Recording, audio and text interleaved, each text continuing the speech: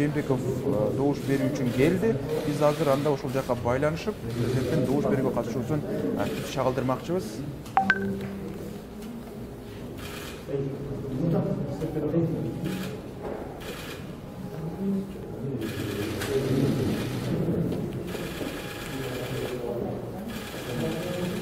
Президент Сооронбай Жээнбеков 5-чи Бишкек шаарындагы номер 5-чи компьютердик мектеп гимназиясына келип, добуш берүүдө процессине аралаша баштады.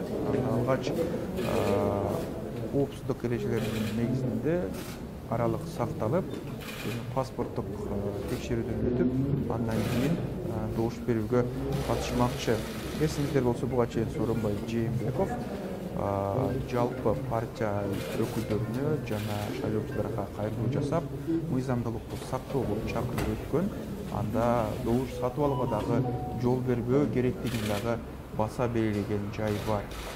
Азыркы учурда президент Сооронбай Жээнбеков номер 5-чи компьютердик мектеп гимназиясында добуш берип жаткан учуру. Сиздер радио аркылуу угуп жаткан болсоңуздар, Facebook тармактары аркылуу дагы жана 24 ТВ телеканалында дагы болуп жаткан шайлоо процессин чагылдырабыз. Ал жактан дагы бизде көрсөңүздөр болот. Биз видео форматта чыгып жаткан үчүн радиодо айрым учурларда мүмкүнлүккө учурашып, бизде филологдун байланыштуу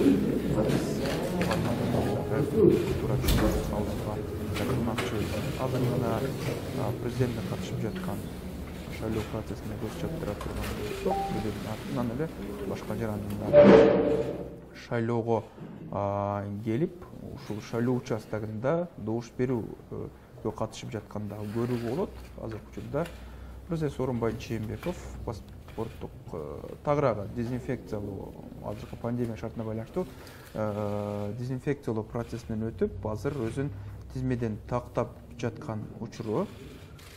Ал Бишкек шаарындагы номер 5-чи мектеп гимназиясынан добуш берип жатат.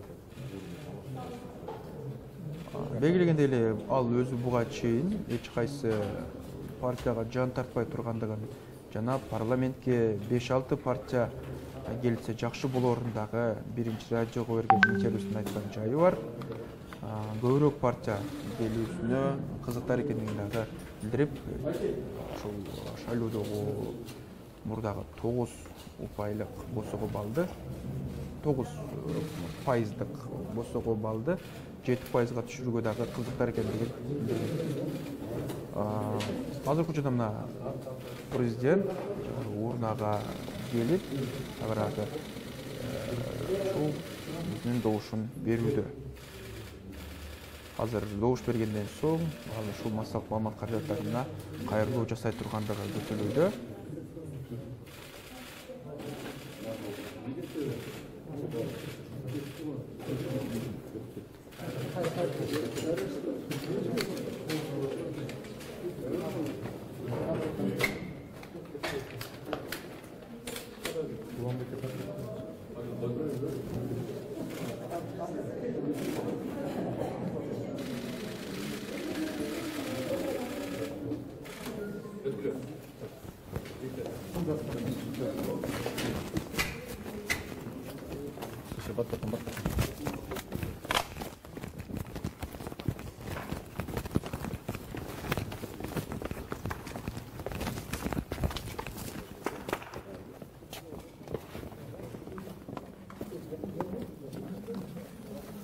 Азыркы учурда президент Сооронбай Жээнбеков массалык маалымат каражаттарына кайрылуу жасайт. Анда президент буга чейин дагы жасаган кайрылуусунда бардык шайлоо процесси мыйзам чегинде жүрөрүн жана добуш сатуу административдик ресурстардын колдонушуна караманча каршы экендигин айтып, буга чейин бул маселенин негизинде тиешелүү органдарга дагы каттуу тапшырма берген жай бар. Азыр кандай кайрылуу жасайт, эмнелерге токтолот, биз күбө болмокчубуз. Андыктан сиздер бизден алыстабай туруңуздар.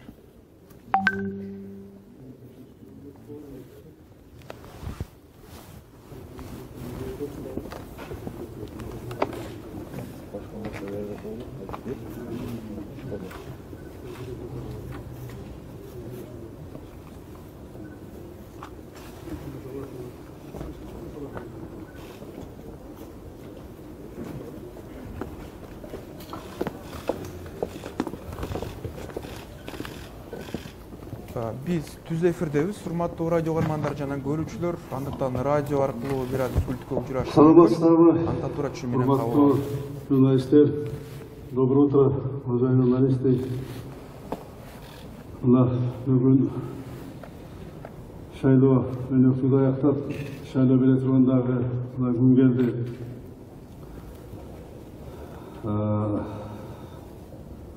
Biz şu şайлоо адилеттүү өтүш үчүн баарын жасадык. Партияларга баарына бирдей шарт түзүлдү. Жаңы катышкан жаңы партияларга тең ата катыш үчүн аларга дагы бирдей мүмкүнчүлүк түзүлдү. Бир дагы партияга артыкчылык берилген жок, бир дагы партияга кысым көрсөтүлгөн жок. Аны мына журналисттер өзүңөр деле көрдүңөр, өзүңөр катышып аттыңар. Бардык партиялардын дебаттары радио телеканалдарда мына кеңири көрсөтүлдү. Айрыкча мына көрдүңөр, мамлекеттик каналдарда кеңири партиялык дебаттар мына көрсөтүлүп турду. Кандай саясий көз карашы бар, кандай программасы бар, сын пикирлерди айтуу боюнча эч кандай чектөөлөр, тоскоолдуктар болгон жок. Бардыгы тең өз программаларын, сын пикирлерин эркин каалагандай билдирип айтып атышты. Ошондуктан бул шайлоо, бул үгүт иштери абдан курч саясий атаңгычта өттү. Сіздерге мына журналисттерге рахмат. Аричтүү, ар тараптуу ушул шайлоо процессин, ушул кампания көрсөтүп бердиңер. Силердин кылган ишиңердин артынан мына биздин мамлекетте, биздин өлкөдө күчтүү жарандык коом жана сөз эркиндиги бар экени биз баарына тең көрсөтө алдык. Президент катары биздин тараптан ушул шайлоолор ачык, адилеттүү өтүш үчүн мыйзам алкагында бардык милдеттеримди мен аткардым. Азыр эми ушудан пайдаланып, мен мурундагы шайлоочулар мекендештериме айтып, чакырыктарды айтканым, ошону кайталап кетейин. Бүгүн мына шайлоочунун добушу баарын чечет. Менин добушум эми четиле дегендей, кайдыгер болбой, колду шилтеп койбой, үйдөн чыгып, шайлоо участкасына келип, добушубузду баарыбыздан берели. Өзүбүздүн саясий көз карашыбызды, тандообузду жасайлы. Ар бир жарандын добушу бул мамлекеттин келечегине чоң таасир этет. Ошондуктан баардыгыңыздар келиңиздер, үй добушуңуздарды бериңиздер. Бүгүн шайлоо күнү биздин өлкөбүздүн жарандарыбыз бүт дүйнөлүк коомчулук бизге назар салып турат. Добуш берүү жыйынтыгы, бүгүнкү добуш берүү жыйынтыгы эч кимдин шек саноосу болбош керек. Биз үчүн коомдун стабилдүүлүгү, элибиздин тынчтыгы абдан бийик, абдан жогору. Ошону дагы баарын унутпайлы. Буюрса шайлоого келип, баардык мекендештерим ушу жогорку саясий маданиятты көрсөтөбүз деп үмүттөнөм. Биздин өлкөгө, биздин мекенибизге ушу шайлоо дагы бир жакшы аброй алып келет деп мен терең ишенем. Эми өлкөдөн өткөн дөөлөк жок да. Уважаемые журналисты, мы сделали все, чтобы эти выборы прошли справедливо и прозрачно. Всем партиям предоставлены равные возможности, созданы одинаковые условия. Новым партиям, которые участвуют в этих выборах, они могут тоже создать условия такие, что они тоже могут участвовать на равных. Все партийные теледебаты на всех телерадиоканалах широко освещались. И хочу особо отметить, особенно на государственных телерадиокомпаниях. кампаниях. И эти выборы прошли в очень сильной политической конкуренции. И вам, журналистам, большое спасибо. В этом тоже ваша заслуга. Вы объективно, всесторонне освещали эти выборы. И благодаря вам, нашим журналистам, благодаря вам, уважаемые журналисты, мы все убедились, что в Кыргызстане, в нашей стране, есть сильное гражданское общество и неограниченная свобода слова. А со своей стороны, как президент, я выполнил все свои обязательства, чтобы эти выборы прошли открыто и справедливо. И пользуясь случаем, я хочу обратиться к нашим гражданам. Эти выборы будут определять судьбу нашей страны не только в следующие 5 лет.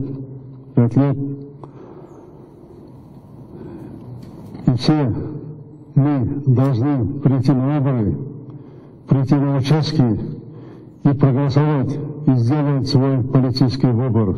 Это очень важно, очень важно. Над нашими выборами сейчас наблюдает все международное сообщество. И я уверен, что мы все покажем нашу высокую гражданскую активность и высокую гражданскую культуру. Для всех нас выше интересов страны дороже ничего нету. Поэтому я всех прошу, чтобы все пришли, проголосовали и показали свою гражданскую активность. Спасибо вам, всем журналистам. Я знаю, у всех вопросов очень много. Но сегодня главные выборы, которые проходят каждые 5 лет. Дай Бог, еще будут наши встречи. Я знаю, что у вас есть очень много вопросов, и мы ответим на эти вопросы. Спасибо. Идите, вы тоже голосуйте. Спасибо. Рахмат.